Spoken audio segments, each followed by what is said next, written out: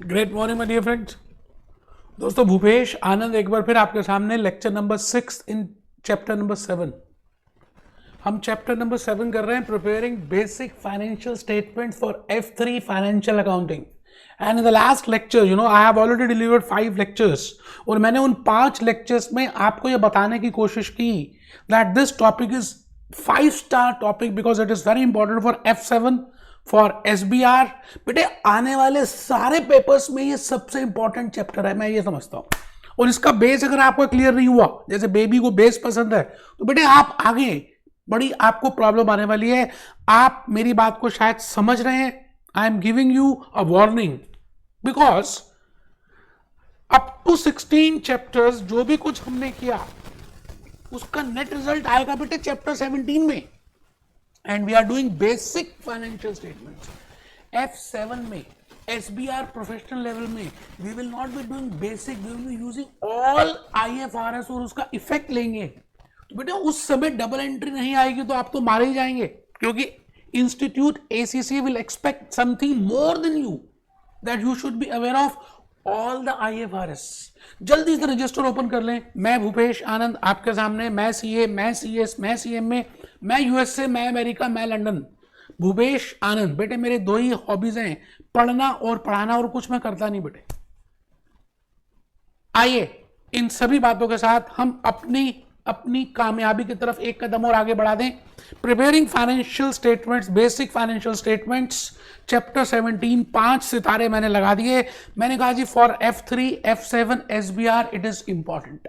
आप इसको इस चैप्टर, इस पेपर के लिए मत मानो बेटा, बिकॉज आपने देखा होगा कि मैंने लास्ट 2 लेक्चर्स में आपके सामने वो क्वेश्चंस किए that how we will be attempting those financial statements, how we will be preparing those financial statement for limited liability company. मैं आज के इस लेक्चर में आपको JK Cement, Lakshmi Cement, Apollo Tyres की बैलेंस शीट शो करने वाला हूँ, फाइनेंशियल स्टेटमेंट्स दिखाऊंगा बेटे, विकिपीडिया में जाऊंगा।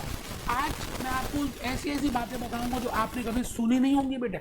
आप रजिस्टर क्यों नहीं खोल रहे बेटे? कमर सीधी करके बैठिए, टेबल चेयर में बैठ के पढ़ना है बेटे, बिल्कुल बेड में लेट के नहीं पढ़ना।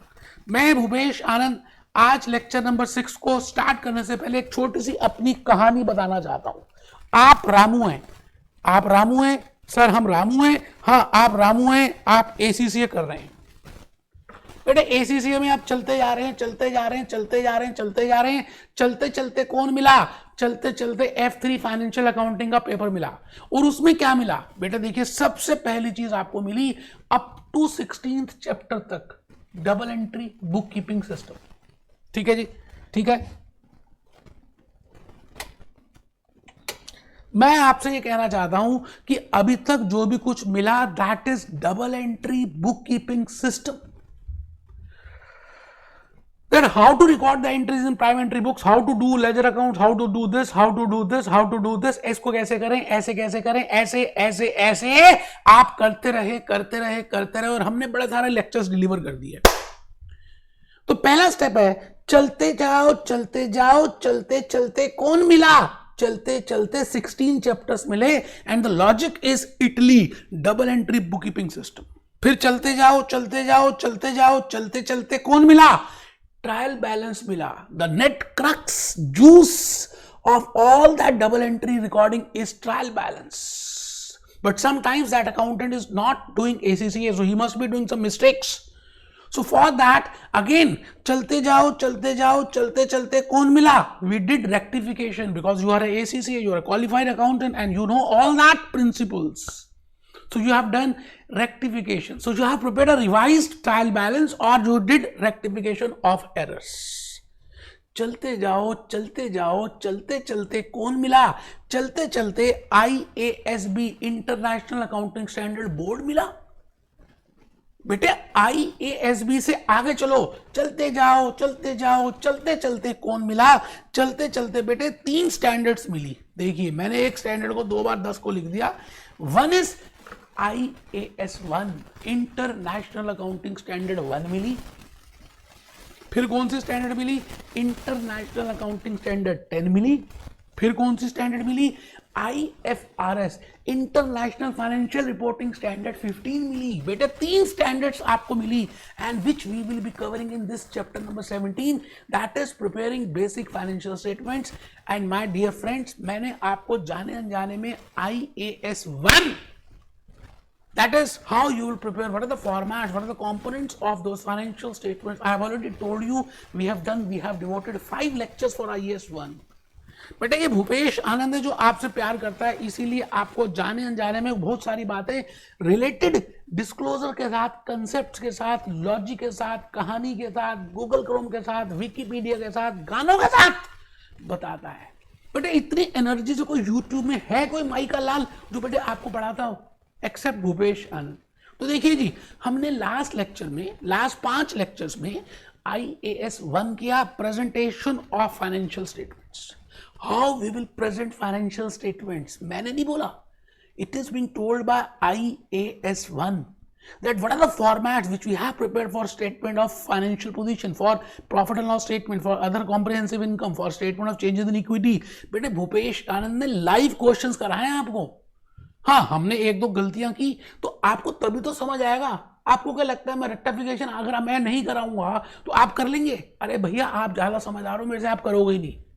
IAS 1 presentation of financial statements we have already discussed.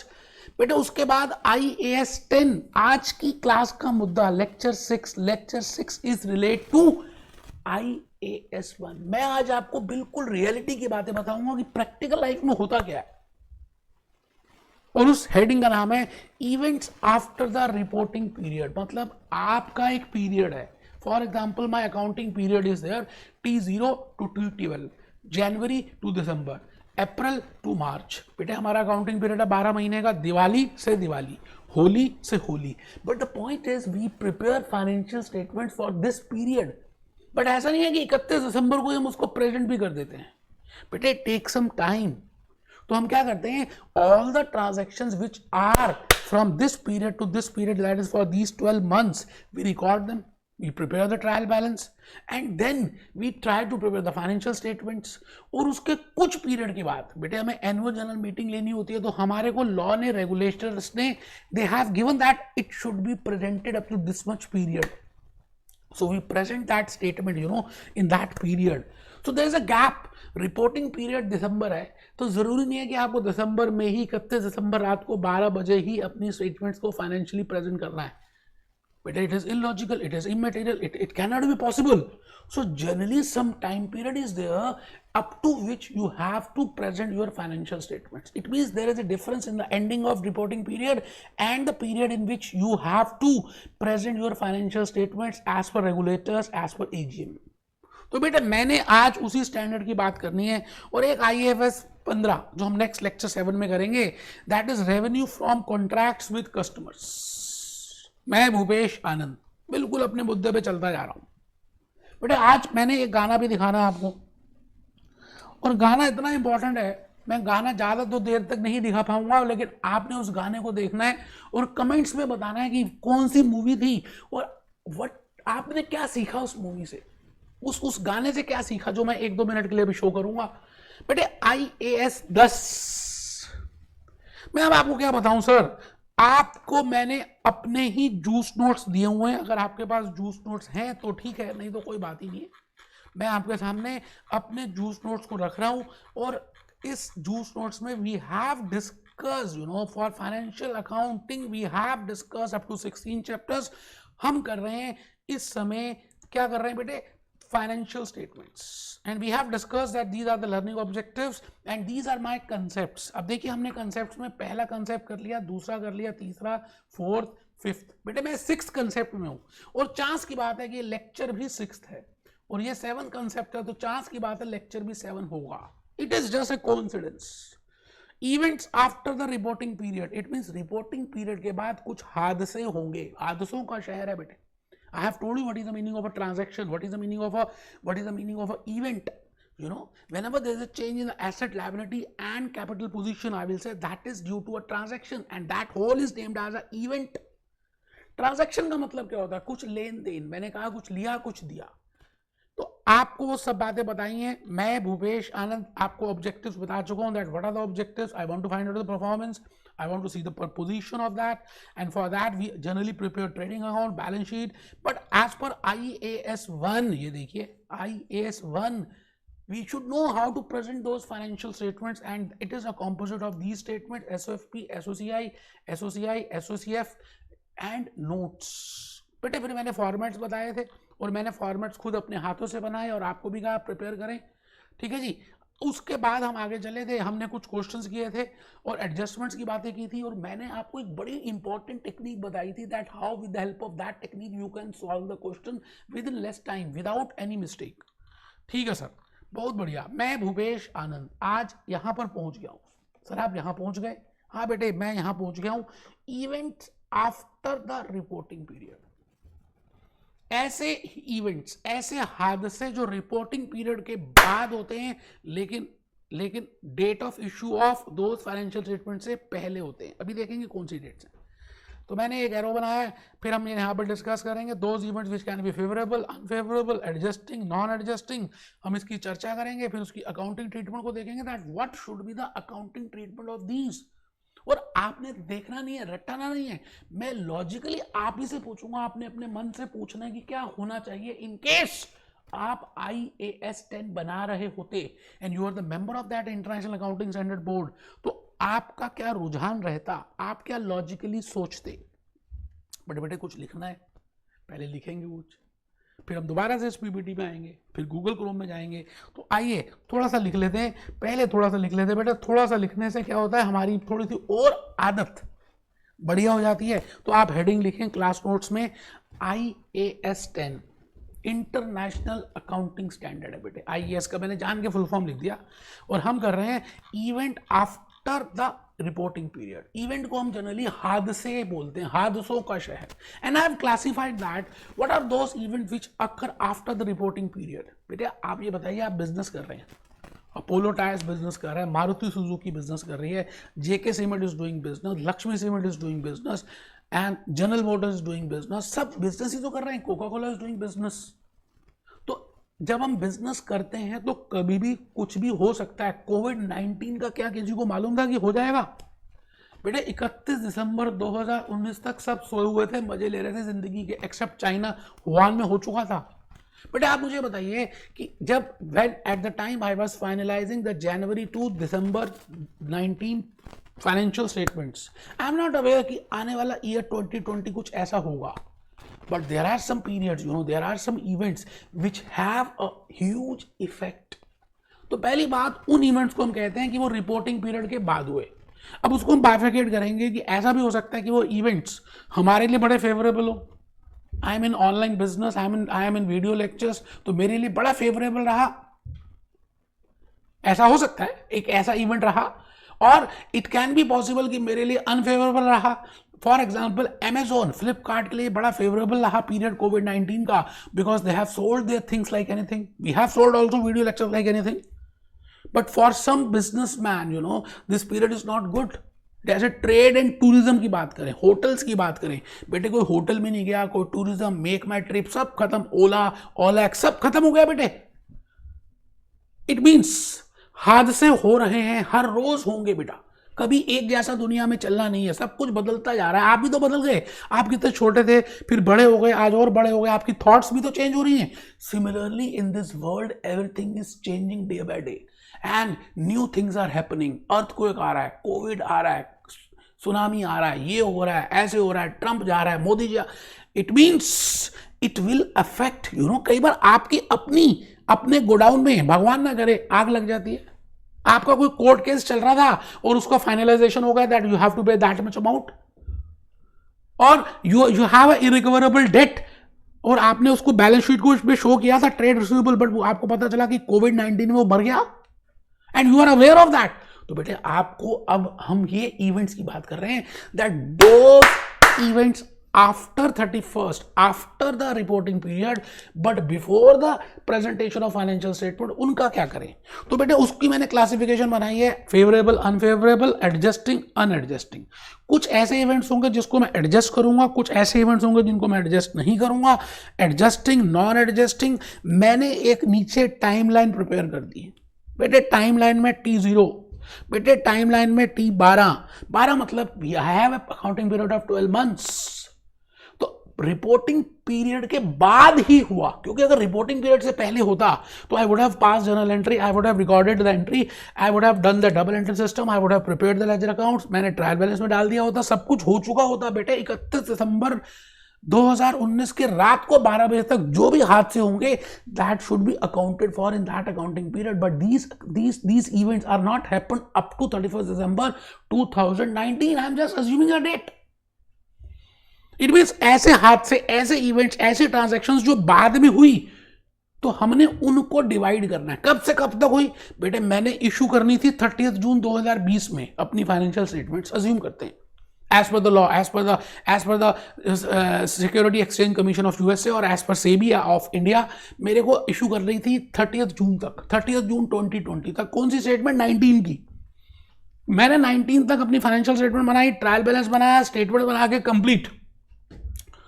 But धीरे धीरे कुछ ऐसा हुआ कि कोविड-19 का प्रकोप बढ़ गया। अभी मैंने इशू नहीं की अपनी financial statement, but I have prepared that, उसमें मेरे रिसीवेबल्स आ रहे हैं, बट मुझे पता चला कि दैट जिस व्यक्ति से, the person from whom we have to receive the money, वो कोविड में मर गया है। अब क्या करें बेटे? That trade receivable which I am showing in my books of accounts, now that has been converted to irrecoverable debt. तो उसका आपको इफेक्ट लेना पड़ेगा। आपको जब पिछले अकाउंटिंग पीरियड में जो 2019 का पीरियड है उसमें no doubt that incident has not happened up to 31 December 2019। No doubt वो मार्च में हुआ, अप्रैल में हुआ, मई में हुआ, लेकिन 30 जून तक आपने अपनी फाइनेंशियल स्टेटमेंट्स को प्रेजेंट किया ही नहीं था, उससे पहले हुआ। तो बेटे you have to show it as a bad debt. It means that event has to be adjusted. It means that event has to be disclosed. It means your financial statements should be adjusted for that event. आज हम उन्हीं की events की बात करेंगे. बेटे मैंने broadly divide किया ऐसे इवेंट्स जो एडजस्टिंग है, जिनको हमें एडजस्ट कर देना चाहिए. IAS 10 ये कहता है कि भैया इवेंट्स को एडजस्ट करो, और IAS 10 ये भी कहता है कि ये जो इवेंट्स है इनको एडजस्ट मत करो, इसमें से हाँ कुछ मटेरियल है तो उसका नोट दे दो. तो this is very important for examination point of view. तो मैं हेडिंग में फर्स्ट पॉइंट चाहता हूं आप लिखें एडजस्टिंग इवेंट्स. ऐसे कौन से इवेंट्स हैं which are important, for which I have to again revise my financial statements. Those events are named as adjusting events. तो आप पहले हेडिंग लिखेंगे, आपको बिल्कुल कसम होगी आप बिल्कुल लिख रहे हैं. You know when we write down my concepts are more clear. मैं जब ये स्लाइड्स बनाता हूं ना मेरे को और क्लैरिटी मिलती है बेटा. फर्स्ट पॉइंट लिखेंगे adjusting events, those events that provide additional evidence, जो मुझे और ज्यादा सबूत देते हैं. एविडेंस इज सबूत. दोज इवेंट्स, ऐसे हादसे, ऐसी बातें, ऐसे information which gives me more information, evidence of conditions existing at the reporting period. Now this is very important. I repeat again मैं दिखाता हूं. Adjusting events are those events, ऐसे events that provide additional evidence, जो मुझे additional सबूत देते हैं of conditions existing at the reporting date. Reporting date में वो कंडीशंस एग्जिस्ट कर रही थी, उस बात का मुझे सबूत देते हैं.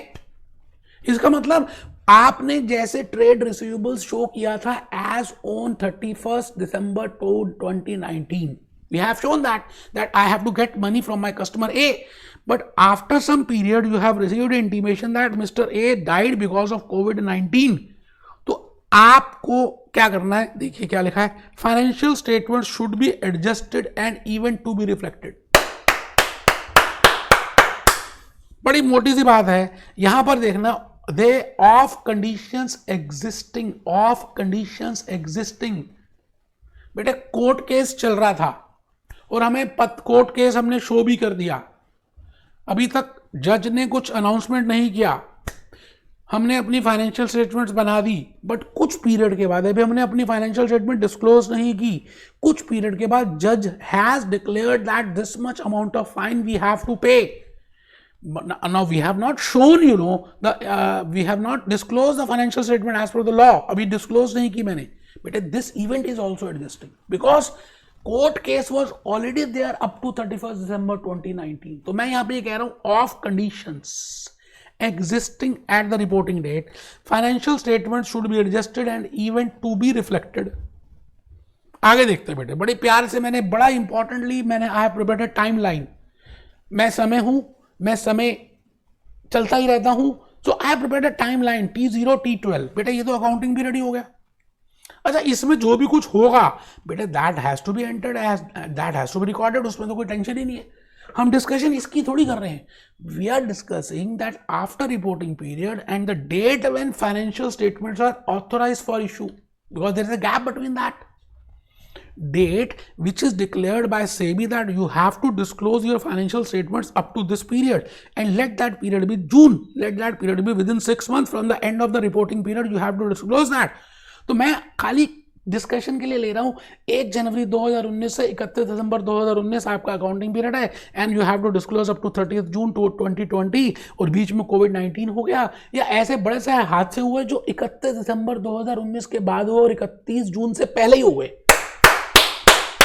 IAS 10 उन्हीं की बात कर रहा है। तो चलिए यदि एग्जांपल्स में देखते हैं, receipt of information which indicates asset has impaired. I think we have done chapter 7 chapter 8, in that I have told you that in case of non current assets, sometimes due to technical issues, sometimes due to technical developments, पुराने जो assets हैं उनमें ज्यादा downfall आ जाता है in the market value, there is a decline in the market value जो पुराने एसेट्स हैं, तो अल्टीमेटली हम डेप्रिसिएशन तो चार्ज कर रहे हैं, but there is a major loss in that, उसको हम बोलते हैं इंपेयरमेंट। अभी मैं इंपेयरमेंट में नहीं जा रहा कि what is impairment, I have already told you.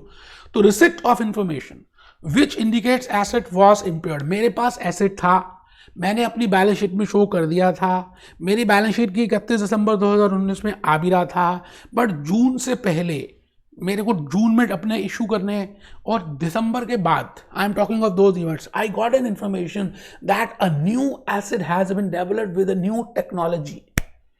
तो बेटे आप ये बताइए, जो एसेट आपके पास है वो तो ऑब्सोलीट हो गया कुछ ज्यादा ही, तो मेरे को इंफॉर्मेशन पहले ही मिल गई, मतलब शो करने से पहले, तो this is a adjusting event, it has to be adjusted in your financial statement.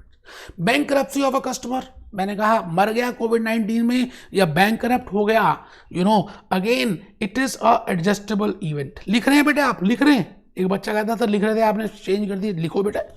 Bankruptcy of a customer which confirms trade receivables as irrecoverable, दिवालिया निकल गया, मर गया, भाग गया, कुछ भी हो गया, हमें पता चल गया, बट वो रिसीवेबल्स अभी आ रहे हैं, तो मुझे अपनी फाइनेंशियल स्टेटमेंट्स को एडजस्ट करना पड़ेगा इस इवेंट की वजह से, because this event is a adjusting event. Discovery of fraud, बेटे एक अकाउंटेंट था, एक कैशियर था, दोनों मिले हुए थे और वो आपस में क्या करते थे, कैश को मैनिपुलेट करते थे, मिस अप्रोप्रिएट करते थे। अचानक ही वो कैशियर को कोविड-19 हो गया, मर गया, और हमें पता चला that there was a fraud and error due to which financial statements which we have prepared for 2019 that does not show a true and fair view. It means I have to adjust my financial statement because of that fraud and error. Settlement of a court case in which confirms year-end obligation. ठीक है sir, ये तो बता ही दिया। Sale of inventories at a price lower than cost. बेटे आपको पता है ना, इन्वेंट्रीज में we use accounting standard, international accounting standard 2, and at the time of inventories in chapter number 6 I have told you कि इन्वेंट्रीज को हम generally value कैसे करते हैं। It has to be valued at cost price और net realisable value whichever is less. But आपने inventories को अपनी बुक्स में शो किया था, it is a closing stock, it is a asset, it is a current asset, you have shown in your SOFP, but after preparing that reporting period you have sold those inventories, आपने inventories बेच दी। बेचेंगे या नहीं बेचेंगे, या रुके रहेंगे कि हमने जब तक अपने फाइनेंशियल स्टेटमेंट इशू नहीं करने तब तक हम बेचेंगे नहीं? बेटे ऐसा थोड़ी होता है, जिंदगी रुकती नहीं है बेटे। कोविड-19 के बाद भी जिंदगी रुकेगी नहीं, सब चल रहे हैं, भागते जा रहे हैं, भागते जा रहे हैं बेटे। Show must go on. So even if after 31st December 2019 you have closed your financial statement, but still if there is a customer and you have to sell that and you have sold at a price lower than the price, lower than the cost, it means it is again an adjusting event, because the value which you have showing is that is not correct, that is not true and fair, that is overvalued, so you have to correct that. So this event is also treated as a adjusting event. तो मैं चाहता हूं कि आपने अगर यहां तक लिख लिया हो तो बेटे आइए थोड़ा सा मैं चाहता हूं एक वीडियो देखिए और मुझे बताइए 1 मिनट के लिए कि इस वीडियो में क्या समझ आया, और आप कमेंट में मूवी का नाम लिखेंगे और क्या समझ आया। आप मानिए कि आप इतने बड़े स्टेडियम के बीच में खड़े हैं, पूरी दुनिया, पूरे रिश्तेदार, आपके चाचा चाची, मामा मामी, पिताजी, पापा जी, सब दादा दादी, all are standing, all are sitting in that stadium, और आप बीच में हैं, और आप सबसे वो एक्सपेक्ट कर रहे हैं, वो सब आपसे एक्सपेक्ट कर रहे हैं कि that you will become ACCA in very short span and you will join big four and you will be posted in United states, Canada, London. आप वर्क कर रहे हैं और आप उनकी हेल्प कर रहे हैं। बेटे ये सारी सोसाइटी आपसे कुछ एक्सपेक्ट कर रही है और आप सोच रहे हैं, देखिए क्या, देखिए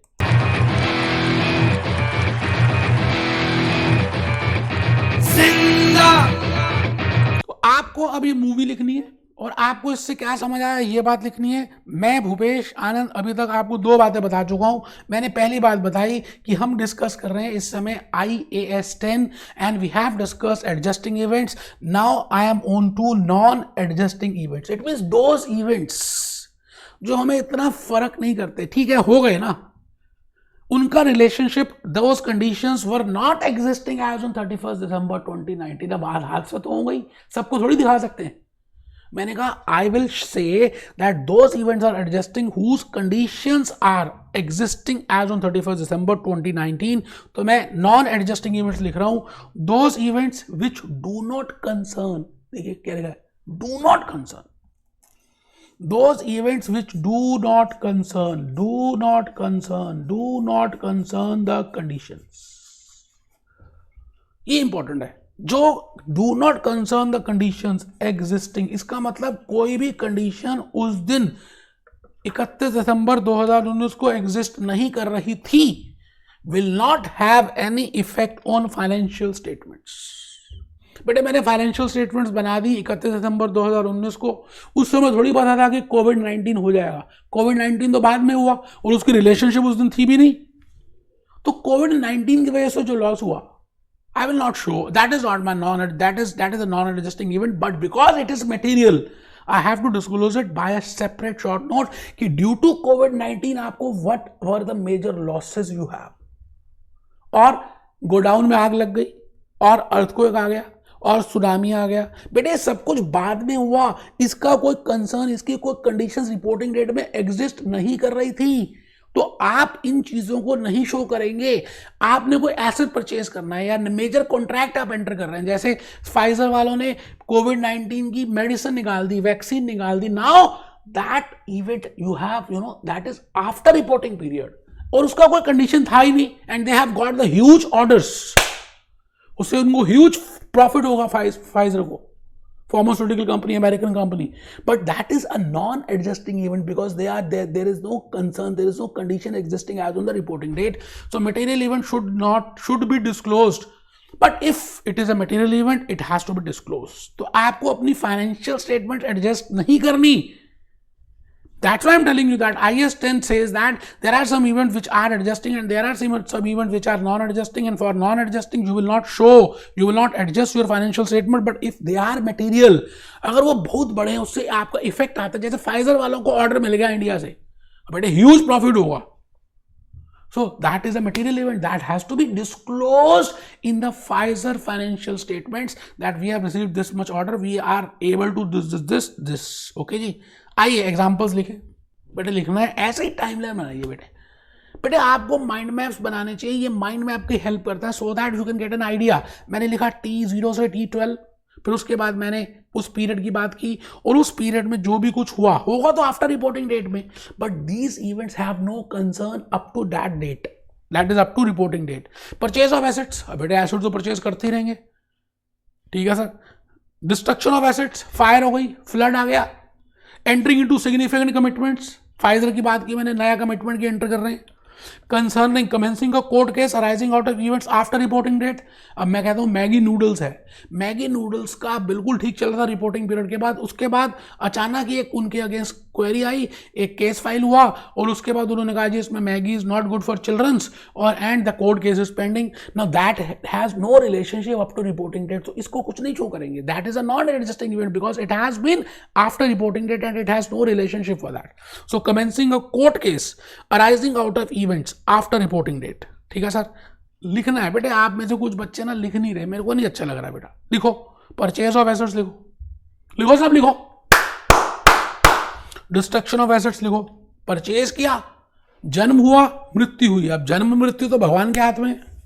एंट्रिंग इनटू सिग्निफिकेंट कमिटमेंट्स और contingencies, commencing a court case arising out of events from property from after reporting date and announcing a plan. अब आपको लगता है कि कोविड-19 के बाद ड्यू टू कोविड-19 हमें नहीं लगता कि हम कर पाएंगे, तो आपने डिसकंटिन्यूएशन का एक अनाउंसमेंट कर दिया before 30th June, that is before disclosure of your accounts, so that is again not has no relationship up to the reporting period, but that has to be disclosed। बेटा उसको disclose करना important है।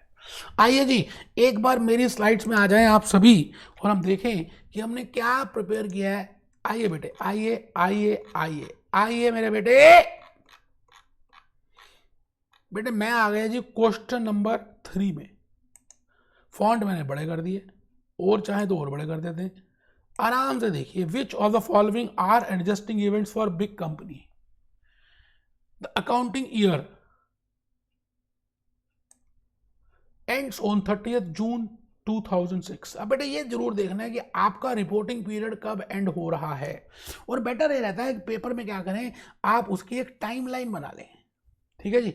इसका मतलब 1 जुलाई 2005 से 30th June 2006 आपका accounting period हो गया।